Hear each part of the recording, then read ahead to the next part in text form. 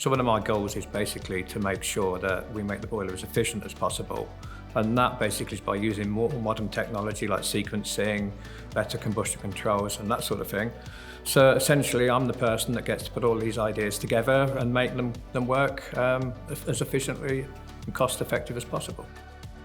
Things that a sequencer will actually do has basically improved over the years. Controls how boilers are optimised to provide the correct amount of steam going out to the site.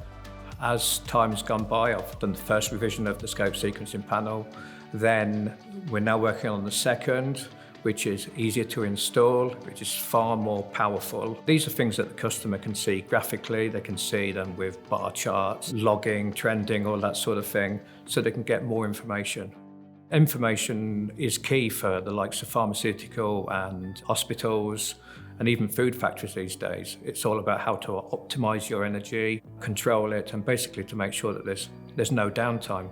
A broken down boiler can actually cost a lot of money in the wrong circumstances. So by having a sequencer that will monitor your system, monitor what's going on, and start up another boiler if something goes wrong, should hopefully mean that there is a seamless transition from one to the other, which then doesn't require an immediate attendance from the on-site engineer. Having a sequencer in a multi-boiler installation can save you money and can make it a lot easier to manage your boilers and make sure that your production carries on seamlessly.